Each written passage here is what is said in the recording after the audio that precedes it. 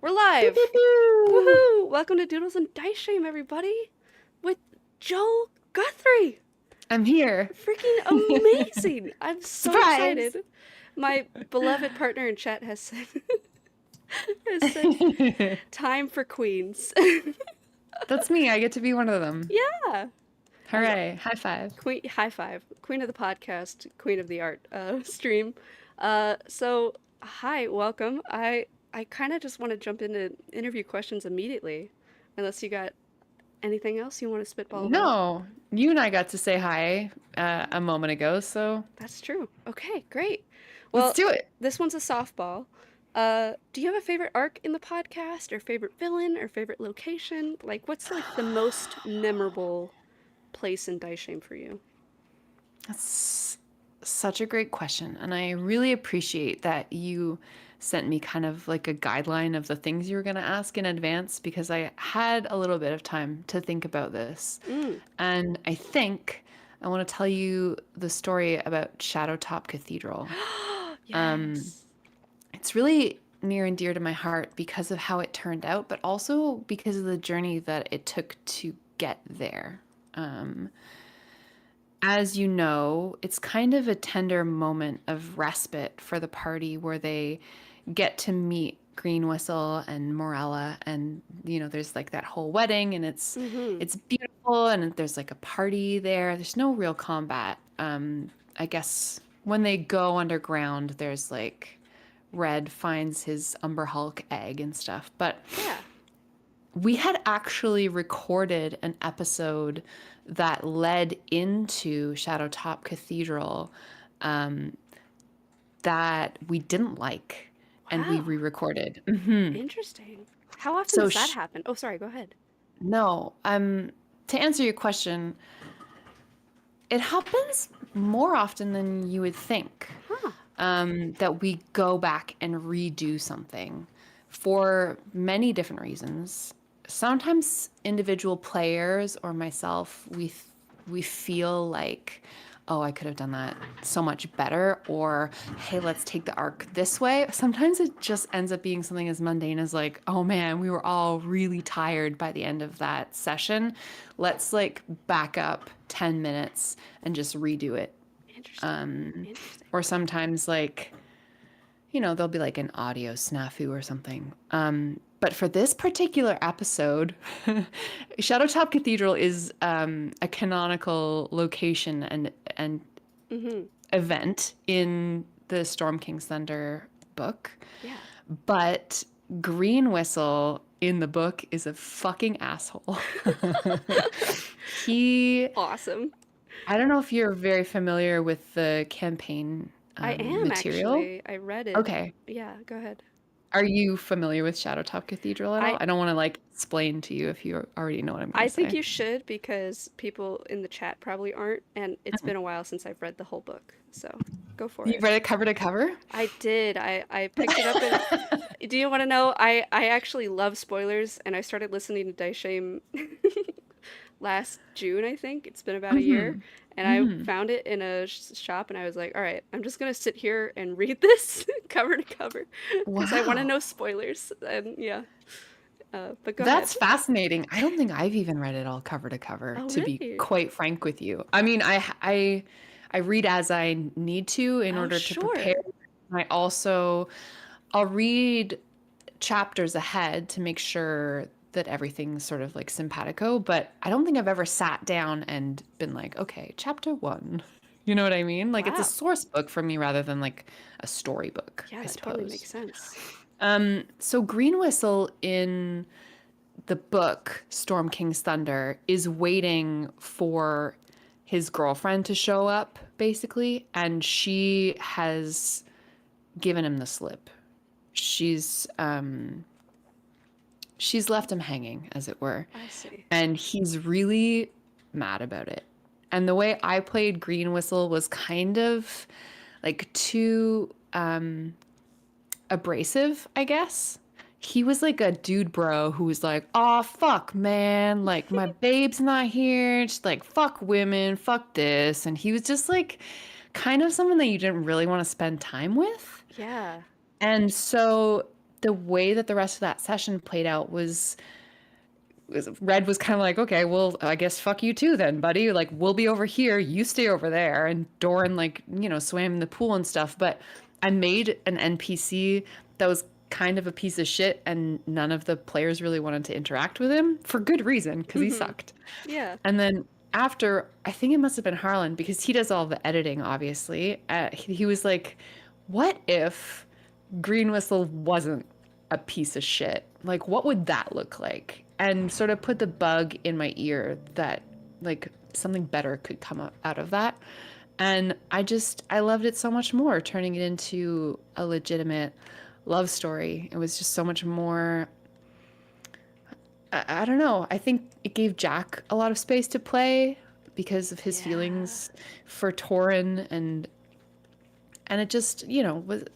I mean, the whole wedding sequence was just so much more exciting than dealing with a surly little satyr. So yeah, I Yeah. think that's my favorite That's thing. really, really interesting. And I've noticed that a lot of your NPCs do have like stories about love, whether it be like Bee and Oren's like blossoming romance and like decay, I guess. Like and then Hmm. Torin and even Zulkan and Kella. It's very I really love that detail that you put into your NPCs often. I think it really makes them very lively. Uh, Thank you. yeah. I'm stalling for time because my interview questions have disappeared and I'm desperately trying to pull them up again. There we go. All right. Uh, can you talk about your process for setting up an arc or a location? Is there any like key differences between how you would set up a location for from the book or from one of your own creation? Yeah, I relax a lot more when it's from the book. Sometimes Fair. to the detriment of the show, I think. Obviously, spoilers for the whole of Dice Shame. But like the most recent piece of Dice Shame that I entirely relied on the book for, that I was not very satisfied with, I think, was the Stone Giant's entire lair, Deadstone Cleft. Mm. Essentially went by the book for that. I sort of like fast forwarded bits and I rewrote some of the map a little bit. But I sort of sat back on my heels in terms of planning for those sessions because I knew that I would be able to read from the book even just on the day of, on the fly, and still make the session happen for the players. Mm. If you have a Roll20 subscription, you can just buy the Storm King's Thunder source book there, and it populates the maps for you in their entirety. Like, it'll put up the Storm King's Thunder map, sorry, for Nice. like Deadstone Cleft, and then in each of the rooms are all of the tokens for all of the bad guys as they're described in the book. But also, all of the tokens have like the correct hit points and AC and everything. It's Oh like a wow. supercharged shortcut. So if anyone is running like a published Wizards of the Coast adventure and you're using a virtual tabletop, highly recommend just going and purchasing it online because it's so much easier. But by taking the shortcut of just assuming that the book kind of had my back, you really miss out on a lot of the world that you're creating, I guess, because it lacks all of the individuality and the tone that you work really hard to establish. Hmm.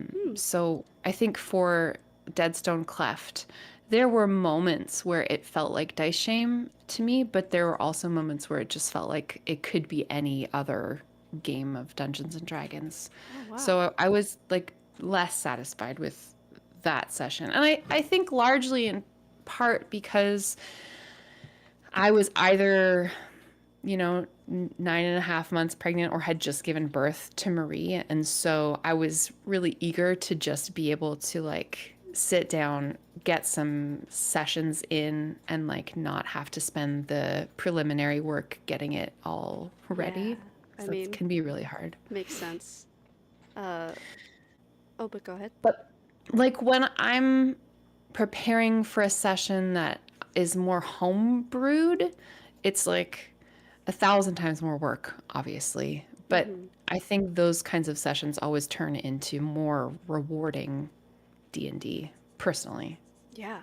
I mean, the current arc we're in, unless I'm misremembering, is like completely yours, right? So I Yeah, yeah. I am deeply invested in it immediately, and I feel like it does feel like a little bit more authentic dice shame, uh, Hmm. like you were saying, and I so agree. Because like Daishim is about the characters ultimately. It's Mm-hmm. about what Red is doing and what Jack is doing and how they're feeling. It's about like who Doran knows or doesn't know, what names he forgets, and it's about like Yeah. who is Mari becoming. It's not really about the giants at all. I Mm-hmm. mean, that's what's supposedly driving the characters forward ultimately, but like without Red and his best friend Dorn and his best friend Jack and his new best friend Mari, it's not a show. It's just a random game. Mm-hmm. I Is feel that that. my like black tank top? I felt like that was appropriate. I'm wearing one right now. It's like my character outfit. Yeah, No joke. I I have probably 15 of them. said it on the podcast before, and Have that's I? yes, you have, and that's literally why I picked it. Is because I was like, well, I have to pick like a quintessential Joe Oh, I love outfit. that. I assume That's it's so great. I shudder to think. So you've listened to the podcast through at least once. four times. You probably know more about me than I know about myself, honestly. No, I, I, I don't think that's. I mean, there's probably a little bit of a dice shame that is performative. Uh, so I don't. Yeah, I guess so. I mean, like we forget though. We started role playing together before, like I was role playing with Harlan and Justin and Chris and Alex before I had even like met them in person. Wow, that's So fascinating. like the friendship and the relationship was built around RPGs in a huge way. Like Harlan and I started dating after I was a host of the Invictus stream. Oh my gosh. So it feels so second nature to us, I guess. That yeah, I guess a little bit performative, but I don't know how much. There's a light veneer. It's pretty genuine. That's pretty cool. I We try for it. I really appreciate the attitude because I listen to a lot of D&D podcasts and shows and Mm, stuff, and I think that I'm not calling your show unpolished, but I think that the genuine sort of maybe less completely polished feel of Dice Shame is so much more interesting to me than D&D shows and podcasts that are entirely polished. mm. It's really the allure of Dice Shame to me is that it really feels like people that know each other, like each other, are sitting at a table playing. Well, not literally sitting at a table, I guess, but are Not since episode like yeah, 16 or 20 or it's like something. yeah. Um, Hmm. Absolutely. Like we didn't cast for this show. These are people who we knew in real life and who became our friends from the RPG world essentially. Like I want to say there were friends first and then we made the show, but it's not strictly true in my case and also with Rob and I suppose Nursal. Hmm. Like I met Rob through Toronto area gamers where well, I mean, we were both doing community organizing at the time. He was running convention play and I was doing D&D league play, like Adventures League games. Hmm. And so we met by just I was going to RPG nights that he was running at the time, and Harlan was Fun. coming with me. And then we asked him to come and be on the show on the Invictus stream, and that's where like we cast him into Dice Shame from there. Wow. But like the friendships, the RPGs were all like super intermingled, but none of us were like, okay, like let's find a cool voice actor that we know, or like let's Hmm. put out a casting call. So I guess at its core, it is about the relationships that we have with each other. Yeah. I Yeah. it feels that way. It feels very genuine and just like I'm glad we cut out all the fake shit. It's so funny the number of times that we will get on a call with each other and then 15 or 20 minutes in we'll be like, fuck, we should have been recording that because that's like prime intro shit. But it just like accidentally gets, just rolled into the how are you doing stuff. yeah, funny. Yeah. Okay. Oh, dang Did it. I answer your question? I don't know. You super did. I lost my interview questions again. I'm a How dare professional. you? I'm a professional. Uh, okay. Okay.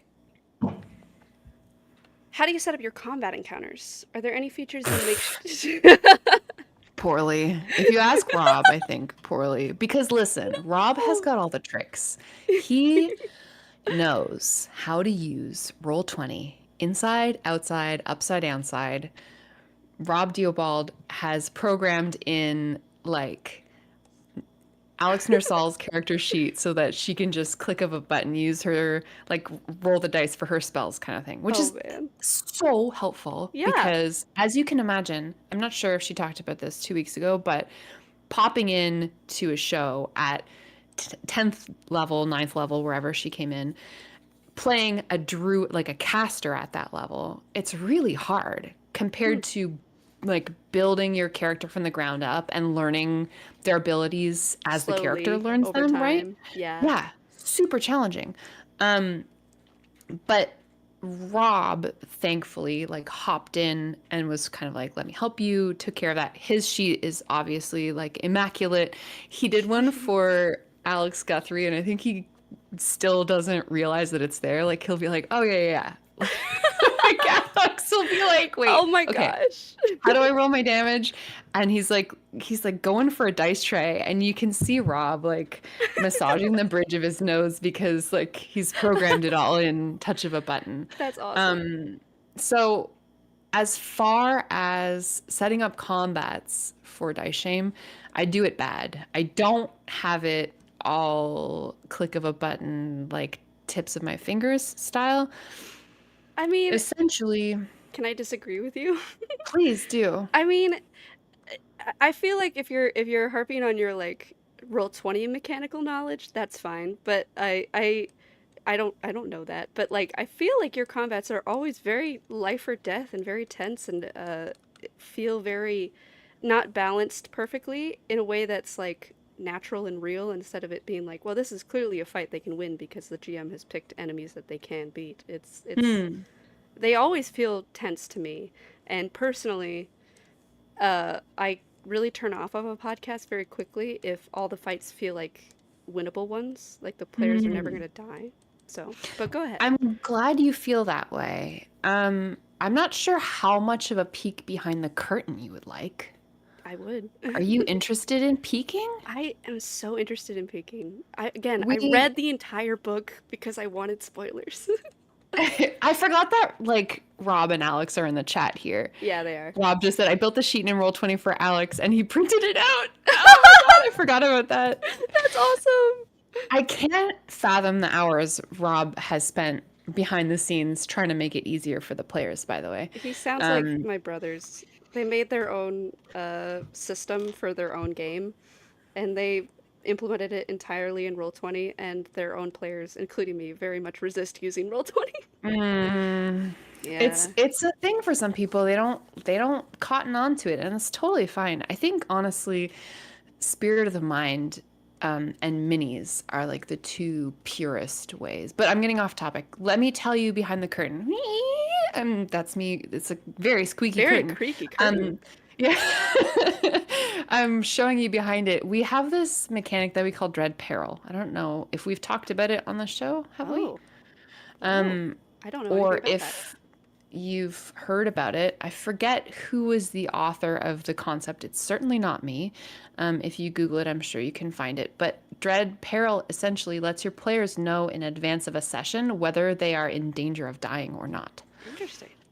And we have Dread Peril sessions, and we have non-dread peril sessions, which means if your character dies in a non-dread peril session, they're not actually going to die. We're going to figure out, like, are they held captive, or are they knocked unconscious, or does some other terrible effect happen to them? And that is to help us tell a satisfying story. I really don't want the players to die by accident. Mm. Or sorry, the characters. I don't want the players to die by accident either. Um, Yeah. because I want to be able to have some control over the narrative that we're spinning. I don't want them to die in Scarborough right before being able to talk to Doreen, for example. Like Yeah. afterwards, maybe, but and it has happened where a player has I keep saying player, where a character has died, but it wasn't a dread peril session. And a conversation happens with the player. Do you want that character to die or not? We can talk about it. But when it's a dread peril session, that doesn't happen. If you die in the game, you die in real life, kind of vibes. Interesting. So it raises the stakes. It causes a lot different gameplay, more strategic. It also allows us, I think, in the recording sessions, when they know it's not dread peril, we don't have to spend a million hours like, I check the door for traps, blah blah blah, because they know, like, it's not that I'm pulling punches, but that there's a little bit of, I guess, plot armor, sort of, Mm. for specific moments, I Yeah. guess. Interesting. That works really well with podcasts, I bet. Yeah. Exactly. Yeah. But like right now, for example, um, I don't want to fast forward you too far, but we are recording sessions right now that are dread peril. Ooh. Um, Ooh. Exciting. and yeah, it takes the vibe of the recording session in a different place, because like this is serious D&D now, as opposed to fake D&D. Yeah. As far as how I prep for combat, I try when I'm inventing combat to um, to give the players a new challenge, something that they haven't dealt with. If they've dealt with it before, probably not recently. Like, for example, the kobold and trolls combat, like they hadn't seen hordes and hordes of smaller enemies, at least not in a super long time. Mm-hmm. And so I want some amount of novelty for the players to keep them interested and having fun. Like, fun is a really tricky concept because everyone has fun in different ways, and it can't always be paramount when you're making a show, unfortunately. Yeah. Interesting. Regardless, I think in order to just like do good D&D, like it's nice to have different kinds of enemies that have different abilities that are going to challenge players and characters in different ways. Like, Doran's going to not do great against a flying enemy, so maybe I want to throw a couple of those in there. Or Mm. like if a player's just gotten a new ability and they want their characters to be able to try that out, it might be nice to like throw them a bone, like someone that they can exploit in a specific way. But yeah, I mean, environments are always fun to play with. Can it be underwater? Are there Yeah. like platforms that move around? Those kinds of things. But I think it's hard for a DM to always like constantly be changing the game. So there is some element of like getting worn out on constantly reinventing the wheel. Yeah. I mean, the good thing is that D&D is fun. So even if, Yeah. like, I mean, I've seen giants before in other games, but they feel different in Dice Shame because, the stakes are different, the characters are different, and how they respond to problems are different. And, some of that burden isn't necessarily on you, I don't think, because Mm. the players inform the combats as well. Like, Oh, absolutely. yeah. So, I would be nothing if my players weren't the people that they are, because everything that they do in a session is like, I come away with it. I'm like, oh my God, like stars in my eyes. Um, I'm your because of the biggest way fan. that like Alex Guthrie will just throw himself heedlessly into the stupidest situations and it just works. It's like his energy is so chaotic and stupid and it's like perfectly balanced against like Harlan's like tactical brain and the balance of comedy and like the way that Rob is trying to find the story within everything and like pulling at all the strings and trying to find the weak spot. Alex Mm, Nersal, she's like the candy coating on top of everybody, like mm-hmm. quippy, you know. Yeah. But like the show wouldn't be good without them. And it's the same thing with playing a combat. Like they're all going to be adding their own little individuality. It's a good show. You should listen sometime. I should listen 4 times. I need to make the fade out on this tablet that I'm borrowing uh, way longer because can you believe it? I've lost my questions again. There they are. Uh, okay. You've used characters' backstories before to set up or build up an arc in a campaign, like B showing right up before Grudhog the second time when they were like already beaten and so Hmm. sad. Hmm. Uh, and or Jack receiving the letter from Torin about the fake Kieran like right before the Jalanthar dwarf arc, which is my favorite move that you've ever made in the campaign ever. Hmm. Uh, so how do you pick your timing for these things, and what's your process for like using characters' backstory and connections for enriching your story, essentially? God, it's a great question. I wish I knew. It just pops into your Um, head. Honestly, I talk with Harlan about this stuff so much, and that might sound like cheating because he's one of my players, but I think also as like my partner and someone who is a genius with storytelling, like through, I know you haven't listened to the show, but Malevolent and years of RPG experience, um, he just has a really good sense of that stuff. So if I'm ever like, ooh, I don't really know, I want to like raise the stakes or like I want to make people reconsider what's going on in their storyline, like we'll often have sort of powwows about what the show could use or like twists and turns. And he's such an invaluable resource to help Interesting. me bounce ideas off of. Apart from that, I think just trying to put myself in the character's shoes, like what will what will challenge them and make their lives harder. Because that's my job as the GM, but Yep. also like how can I make them, I don't know, how can I make them wish they weren't adventuring and what reasons can I give them to make them keep doing it, I Yeah. guess. Wow. Really good questions Um for the players. I love that. yeah. I do also have chats with the players themselves, asking them like what kinds of things do they want their characters to experience over the course of the show, and try to help build those into their story arcs as much as I can. Awesome. But you know, I'm so fortunate to be part of this long form campaign. We've been going at it for 4.5, almost 5 years now, that there's like been so much ground that we can cover together. So Oh yeah, yeah. there's just been, I mean, there've been moments where I'm like, oh, I didn't really do good on that one. But there's, like you said, you pointed to the Jalanthar dwarves. Like there's, when you have almost 5 years of experience, there's going to be pinnacles. So I'm glad that you enjoyed that storyline. I enjoy all of Dice Shame, but that one especially. And yeah, Good. Dice Shame has covered so many different topics. I mean, truly, it's incredible the emotional arcs this podcast has taken. Yeah. Anyway, I'm a huge fan. Um, I'm so so glad. what is what does game prep look like for you? Do you have any lists or things you make sure to prepare for each session?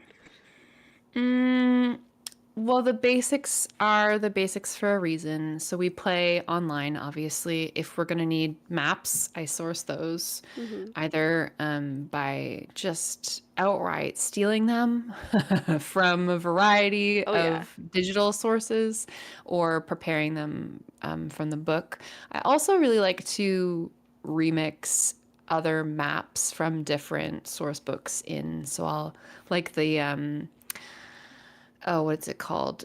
The house that they all live at. I'm so Fuck. sorry. I got really absorbed in drawing your face and I didn't listen for a second. What's the It's question? okay. The house. Oh, Oh, the God. Hemprat house? Thank you. The Hamperat house. Yeah. I need you on as a resource for remembering all this stuff. The Genuinely, Ham. I was thinking about doing trivia, but yeah. The Hamperat house is a map from Descent into Avernus, I believe. So, Mm, like, if I'm interesting. and the Halls of the Hunting Axe is like a dungeon from a different book. So I'll reuse a lot of old D&D maps. There's just so many. Like Yeah. why make your own if you can have them for free elsewhere? So True. getting the maps ready, getting the tokens ready, either finding new art or making sure that all my baddies are going to be properly outfitted. And then frankly, it's a lot of writing. I'm sure you've noticed in your listens that I get kind of verbose in terms of like exposition and description. Oh yeah, Um, it's awesome. it takes a long time, unfortunately. Like Harlan will sit down and he will bang out an episode of Malevolent in like 2 hours. He'll like write it and often have it recorded by that time. And I'm still like, okay, introduction. Like it takes me a long ass time to write that stuff. I find it really rewarding because I do really enjoy writing, but it takes a long time, unfortunately. Mm. I keep all of those documents, so I have like all of my exposition from every episode in I have a season 1 and a season 2 folder. So I can see the way that my note keeping has changed over the years. Just kind of, Interesting. yeah, I used to color code a lot of stuff. That And now it's just like bullet point with like it's all caps and bold with like a descriptive sentence. Let me just pull one up actually. I think I'm getting too absorbed in this face. I need to move on somewhere else. I'll come back. You can't stop looking at it. It's a good It's face. a great face. I grew it That's myself. awesome. That's awesome. Okay, so for example, session 128 for us was around episode 240-ish. I wrote intro, red-handed Robin, you awaken in Doreen Ironfist's home in one of the guest bedrooms after a night of celebration. The Mm, smell of ash is still raw in the air, etc. And then I'll go intro, Jack and Mari, little description. And then the next thing I knew that was going to happen was I knew that Harlan had talked about wanting to summon Captain Trineros. So like I mm. have some description for that. And then just like what kind of help is he going to give you to the repository? And that's it pretty much. I let the characters do everything else with that session by themselves. Nice. Okay, cool. It's good when you have them in a place where you can just kind of set it and forget it. Just like kick back and let them go for the Yeah. session because they especially when they have some meat to chew on that my players can just go. Yeah. It's Hmm. they have really I am so stunned by how often a Dice Shame episode will just have like a conversation between them that goes on Hmm. for a really long time, and it's Hmm. fascinating the entire time throughout. They have really interesting dynamics that they play off of each other easily, it seems. It's, yeah. I'm sorry. Absolutely. No, I'm noticing that you're painting some snow right now. As always. How excited are you to get into I'm springtime? so excited, please. I dropped a little hint in the episode that released last week with the druid who said that the squirrels were talking about how spring's coming early Oh my gosh, I was so because I excited. really want to get into like Mm-hmm. some new weather Me, patterns. me too, Joe. I'm so happy you feel the same because I love painting winter landscapes, but oh my God, It's so oppressive. it's the only thing I've ever painted for Daishim. I need something else. Right now we're in the claw of winter. We Yeah. still have the claw of sunsets, which is like the March analog. But I think we're gonna have some springtime showing up Thank in God. Ches, the claw of sunsets. What a stupid Chess. name. Oh my God, chess. So dumb. I just love that all of this shit was invented by a room full of nerds, Yeah. and generations of nerds from there on have just continually built on this stupid, wonderful world. And I do really enjoy making it my own. Like I I kind of put a little signpost in the show when the new year happened because the previous year canonically I named it the like what it is actually called in the world. Mm. I pull up my campaign calendar. Yes, the best Year thing ever. 1492, the year of three ships sailing, is canonical. And then 1493, I called the year of the hunter's return. That is not canonically the name in D&D. And I wanted that to be kind of a moment to for the listeners who give a shit about that stuff to sort of tell them like this isn't just what you're reading in the book. We're Nice. inventing this world as we move forward in the show together. That's Um, awesome. Really yeah, cool. I want my players to know and I want the audience to know that we can make our own reality. We don't have to acknowledge like that, this kind of dragon always does this. You know what I mean? Hmm. Oh, Yeah. interesting. Then I kind of want to skip to the last question on my list, which Please. is, uh, do you see yourself following the book's narrative to the end, or do you have major changes that you'd like to make to the plot and the villains of Storm King's Thunder? Obviously, you can't answer Hmm. that question in full because it'll be Mm-mm. spoilery, but Mm-hmm. yeah. Um, I will tell you, because I've mentioned it in the Discord as well, that let me back up. There are a couple of astute viewers who have gone back through Invictus's catalog almost to its inception in 2015 and have noticed that I ran part of Storm King's Thunder before. Mm-hmm. I called it the Iron Storm, and it's available. But it was uh, Michael, Justin, and Harlan as the players Interesting. through the Fire Giant layer. Yeah. And I will not be providing my players with the same experience as that. Awesome. I'm not going to talk about what it is yet, but I'm really excited to get to it I because, am too. yeah, that's going to be good. There is an entirely different third season experience that is non-canonical in terms of the book of Storm King's Thunder, but a lot of the beats that are outlined in the different chapters are going to come into play in the show. There's just a lot more, I guess, that I have in the works. There's Awesome. a lot more brewing. I have Amazing. more kettles of beer. Is beer made in kettles? I I don't don't know. know. I don't Um, drink. Me neither. Hey! High five. High five. I'm having a lovely diet ginger ale right now. Nice. Um, I have sorry. water. No, go ahead.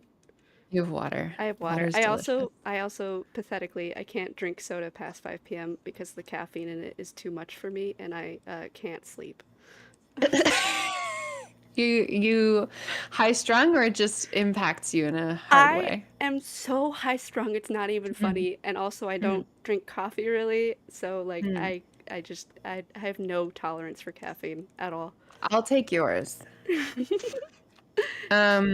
Yeah, so I guess as to your question, yes, the beats that are outlined in Storm King's Thunder are still on my agenda, but there's a lot more richness and exciting content that is going to be upcoming. Stuff that I'm almost more excited to get to than the things that are outlined in the book. I That's really awesome. found Storm King's Thunder to be like a super cool jumping off point, I guess. Yeah. Oh, Mhm. that's Joe, this is the best thing ever, and I'm having the greatest time. And Me everything you say too. is so exciting. That's a really nice thing for someone to say. That's very sweet. Well, it's true. So, what do you find the most challenging about GMing Daishim? And what do you do to like overcome Mm. or circumnavigate that? If there's, unless it's Hmm. a breeze, it's super easy and there's no challenges, which I doubt. No, it is challenging. And I think anything that you do every week or so for almost 5 years is going to be challenging to maintain, right? It's discipline. You have to be ready to go and you have to be excited to be at the table all the time. And Mm-hmm. it is hard when you're like not in the mood to play D&D, but like you need to record content to make the show happen, which is Oh, something that we've all committed to doing, right? There will be times where, we'll consult Harlan and Rob. Basically, Harlan is like the person who knows how much show has been edited and how many files we have in advance. And Rob's the person who like schedules all of our sessions for us. So we're like, if someone really isn't feeling the session, they had a hard day at work or home, or just like can't handle it mentally, we sort of have to like figure out whether we have enough in the can basically to like postpone a session. But mm, sometimes it can be hard to show up to the table when you're like fucking not feeling it. It was really hard after having a baby to get back into the swing of things because it kind of feels like I don't know, like my brain just couldn't get into that space because I was so fixated on this brand new experience. But like, yeah. yeah, sometimes just showing up and doing it is the hardest part. Um, as far as like writing it and performing and like interpersonal stuff, all of that is easy. But like committing is challenging sometimes. And like I Mm, said, I think it's the same for anything. If you're like, ooh, I'm gonna, work out 4 times a week for the next, 10 months, like good luck doing that. And like that's a hard thing to promise to yourself. oh, yeah. Yeah. Oh, interesting. I wasn't expecting that. I mean, What were you expecting? well, I totally understand like initiating something that takes a lot out of you, uh, for, you know, the public essentially. Mhm. Uh, but I was kind of expecting you to say like there's more pressure to make it good, or like writing is difficult when I have to consider it's not like just for my friends, it's for an audience. Mhm. But if the Yeah, public's that's perception is true. not that much of a problem, then that's awesome. That's how it should Honestly, be. yeah, I make the show with the help of my players and obviously with like so much fucking help from Harlan, who edits everything every week and scores everything. And Incredible. it's like seriously, it's 2 work days solid every week for him to make Dice Shame on top of playing the game, which is insane. And he does not get enough credit for that. But like my my players and I and Harlan make the show that we want to make. And that's not the hard part. The hard part is just like, oh my God, I don't feel like it today. For me anyway, That's because I'm the awesome. one being interviewed. Um, but largely like it's great. We're so lucky to be able to do this. That's awesome. That's awesome Mhm. to hear. Yeah, I just I don't know. That's really heartwarming because I feel like making something that you love for a public can sometimes like skew the experience of it to the point that it's Mm. not fun anymore. So it makes me Yeah, I really mean, happy. I mean, like, I don't know you personally, but like, I'm really happy that like the creators of my beloved podcast enjoy doing what they're doing and still do. very much. Yeah. Very much so. We're, like I said, it's our hobby. Like, we're super fortunate that people want to listen and, toss us a Patreon subscription here and there because it's like it's awesome. Who wouldn't want to do this? Yeah. Uh, Amazing. Yeah, have to ask you a question. Oh, sure. I'm gonna turn the interviewer's mic back upon you. Okay. All right, I'm down. Um, Tell me about the fixation with redheaded Jack. Oh my gosh. Because I can tell the way that you're drawing his hair that in your head you're thinking, this is Ginger. red hair. I'm so happy you've asked this, and especially in a non-hostile way. Cough, cough, Rob and Alex. Uh, I The reason why I was drawing Jack as a ginger originally, there's Mhm. a lot of reasons, is the thing. It's not like one simple reason. The first reason was in the beginning of the podcast, and still now, I really saw Jack and Red as having a brotherly dynamic. Mhm. They both Mhm. are playing characters that are very similar to my actual real life brothers, like with some very key differences. Like they're not my brother isn't a tabaxi. Um, Mhm. but I really wanted them to have something similar in their design to kind of give them this brotherly feel. So I gave Jack kind of this orangey hue to his hair to make him kind of match red. Then also, I couldn't see Jack's magic as anything but blue. I didn't know about Mari yet. Rest in peace, Mari. Um, I Mhm. Blue and orange is Complementary colors my situation. favorite. Yeah, absolutely. Mhm. And I just think it fits him. I feel like black is too like edgy and cool when Jack is just not. And True. I feel like brown and blonde is almost too elfy for me Hmm. in a way that like I've seen a million elves that have blonde and brown hair. I've never seen an elf that has short, curly, messy, kind of stupid but kind of like pretty boy uh curly orange hair. And it just fits his design so well for me that I joked with my partner about like the Ginger Jack agenda, which rolls off the tongue, by the way. It's a great, yeah. I Uh, refuse to say that out loud. I how will not be. how dare you? Uh, But I love your rationale. I think honestly, what you said about Red and Jack having this brotherly energy is so true, especially I think I saw you live blog the most recent episode. I love their fight. yeah, And I totally agree that it's fun to sort of draw these like physical parallels between the characters at the same time. yeah, yeah. Very cool. I love that. Thank you for Thanks. sharing. I'm happy to share. I love to talk about it as often as I can, and maybe one day Rob will be convinced. I'm not actually angling for that, but it'd be funny if it happened.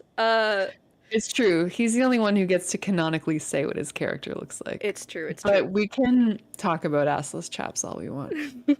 I'm very fortunate that Rob has yet to declare his hair color, so I can live in this limbo state of it might be orange. That's Uh, very kind of him. so there are many beloved NPCs in Dice Shame. How do you set up your NPCs and their personality? Who's your favorite and why? Mm. Because I love the NPCs so much. Yeah, Totally they're good, special. hey?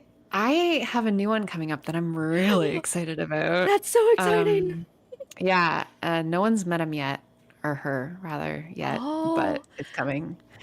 awesome. Um, I have gotten better over the years, I would like to think. And it's really, really hard. I think it's probably the hardest thing about running a good game is making good NPCs. Because you really want your NPCs to fulfill a job for the story. Mm-hmm. You don't just have like I mean, obviously there's like the bottom rung of NPCs where there's like innkeepers and like random enemies and people who you don't expect your PCs to interact with a whole lot. But then you have like set pieces, like a Zolkin, where you're like, I want him to come back. Yes. I want the players to care about him.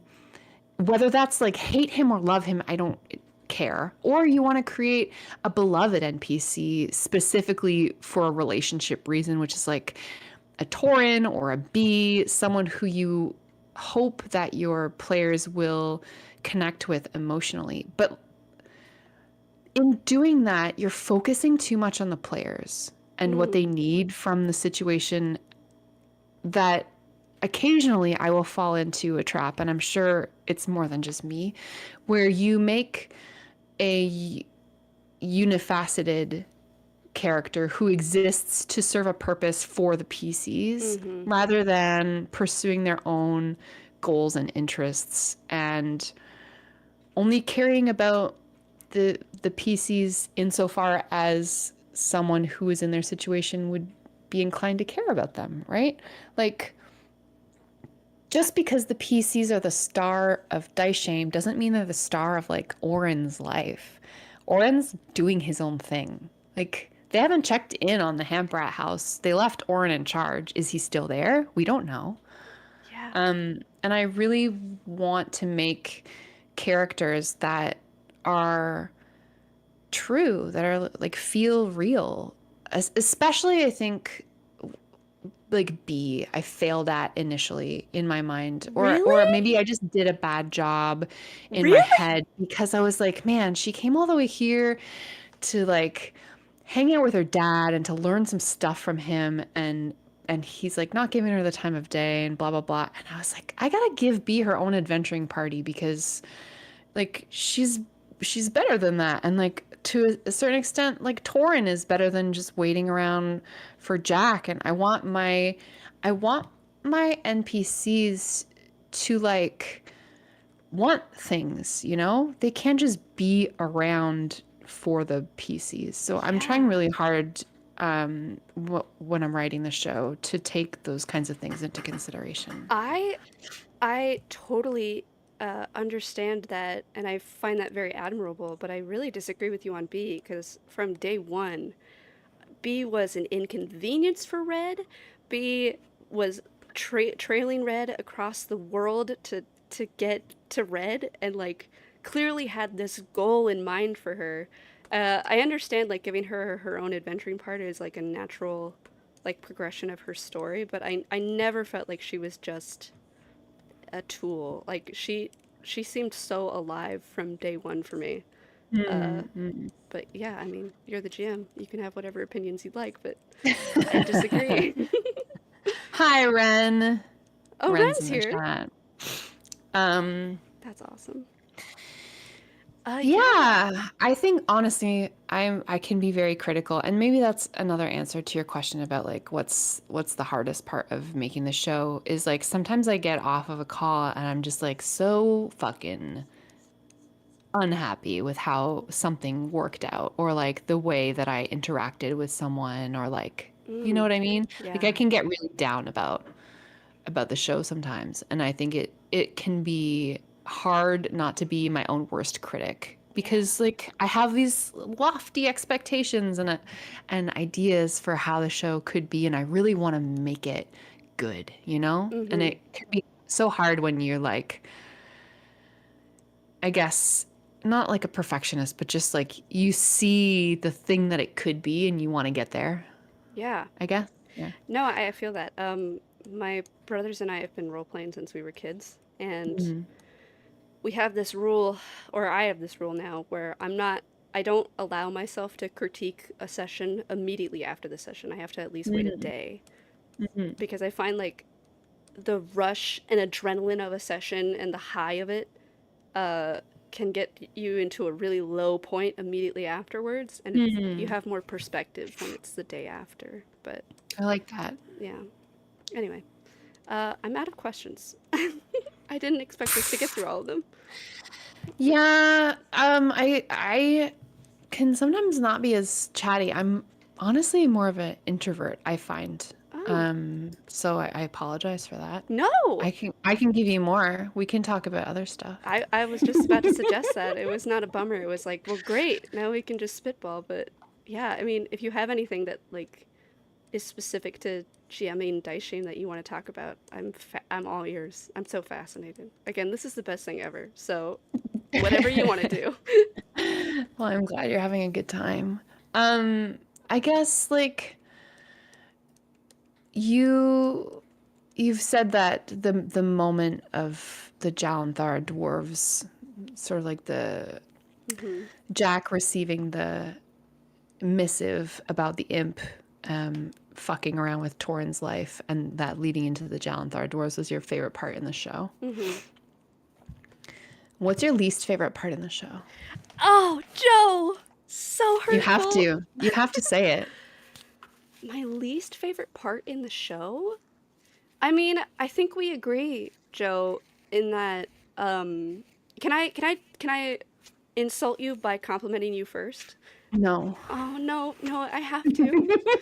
I shouldn't have asked permission. I thought that stone giants were so fucking scary in season 1. Like Mm. episode 16 or something, like Joe gets petrified and is out of the podcast for a couple episodes. Jack probably gets petrified too, right? Did I say Jack? You said Joe. I said Joe. Shit. Fuck. No. But like, and like stone giants were like this really traumatizing thing for the party. They put so much effort into like killing just one. I mean, they were low level. Mhm. And then your build up to stone giants in season 2 was Mhm. so epic. I mean, literally they are just walking in the forest and they come across a stone cat, the stone halfling, and then they fight some stone giants and it's like not like a deadly combat, but still impactful, and it's only a couple of them. And then they go to this town that is specifically engineered to deal with stone giants. It I was like, know. whoa, this I is know. crazy. Stone giants are epic. And then they crushed that dungeon. Like, immediate. Like, I didn't feel like the stakes in the stone giant dungeon were as high as I was built up to believe stone giants were, which I think is in part a problem of like their level and how D&D runs that, dungeon and everything like that. Like Mhm. it was so chill. I was like, "Ah." Oh. But at the end of the day, it was still fun and it was still exciting and Dorian was a crab for like half of it. Harlan says I blame the book, and I'm gonna half agree with him, and I'm gonna half disagree. And the agreeing with him in it comes down to honestly the fact that I am running Dice Shame in a way that the book does not suggest, which is the characters have to hit every stone giant, or sorry, every giant stronghold, Oh. which means that every subsequent stronghold they're going to become more and more outleveled for. Do you know what Oh I yeah, mean? yeah. In the book, they only have to obtain the one conch, and then they move on to the What? next stage. I forgot that. That's crazy. Yes, which I think is like wholly underusing the material. Why Yeah. would I buy a book that has 8 chapters and I only use 3 of them? Yeah. So dumb. Dumb. Um, so I think Harlan's right in that the book is kind of crap in that it assumes that the characters, when they hit the stone giant temple, stronghold, whatever the fuck, Mhm. that they're going to be like level 7, level 8, right? So Oh. you can only like bump up their HP so many times before it's just like it's not enough. It's not interesting enough. Mhm. So I should have really reworked a lot more of that, and I'm gonna, take that into advisement in the future, because I do need to come up with more creative ways of challenging the players. At the same time, I don't want to penalize the characters too heavily, so it's a balancing act. And Mhm. then the other half, honestly, I'm gonna blame is the baby. Like Marie Mhm. came along, and my That brain dang was baby. elsewhere. I know. um, but yeah, I totally agree with you. Worst part of the show so far, and I'm glad that it didn't take up too many episodes. Mhm. But I can promise I recognize that it was less than our best, and I am definitely working on ways to make those canonical book sections a lot spicier. Awesome. I mean, Yeah. I'm not. You've put me into a corner here, Joe, where I have called a section of it the worst, but let's just be clear. I still enjoyed the hell out of it. I demanded it from you, so I'm not going to hold it against you. Thanks. It's 7:29. We have 1 minute left. Here we are. Is there any bad food opinions? That's usually how we wrap up these streams. Food opinions of mine that are bad? Well, here's a simple one. Mm. Is cheesecake classified as a pie or a cake for you, personally? I can't. I'm refused to join that conversation. Okay. That belongs in shit posting. But my bad food opinion is that grilled cheese should not be made with American cheese. Yeah, everybody No shits on craft American singles for cheese, me. huh? I don't Everybody want it. loves to shit on it, but it's Canadian. All right? The Is creator it? was Canadian. All right? He was Okay. Canadian. And then he I'm died in not the gonna. US. There's no way that I can refute you, and I won't. I'm just saying that it's called American cheese. It's not me who named it. Stuff, please. That's fair, Stuff. Put the gun down. Yes. Joe, you live in North America. You're American. That's my terrible take for today. Yeah, I honestly I don't like the cheese either. No, I don't. It's bad cheese, but whenever Then why are you yelling at me? I am getting to that, Joe. I still have the gun. I'm from the US of A, Joe. Of course I have a gun. I know you have like 40 guns. No, I don't. I don't. You're drawing with a gun. You're stylus. Gun. Gun. Shoots bullets. Absolutely. I defend it because it gets such a bad rep, and it's the only thing that people talk about my country with such venom, and it's like there are so many other things. So I'm not even being like interesting or unique. I love that. Yeah. Good. All right. Same way that I'm fucking running a D&D podcast from the book. Neither interesting nor unique. Untrue. I'm the biggest fan. I refuse to accept that. Everybody yell at Joe in chat, but I am going to end the stream. All Don't right. do that. Thank you so much for having me. It's been a real blast. You guys should tune in next week. Harlan's gonna be on doing Red. He was joking when we were chatting earlier. He was like, "Yeah, I'm the big. What did you say? I'm the final boss or something like that." Oh, final boss. I said grand finale. I'm deeply excited. I can't believe this happened to me. My life is nuts. Thank you for being here. I really appreciate it. So happy to be here. Yeah. Thanks for having me. All right. Well, let's end the stream then on a happy note. Bye. Boop and boop. Oh, amazing. Thank you so much. That was a lot of fun. And your questions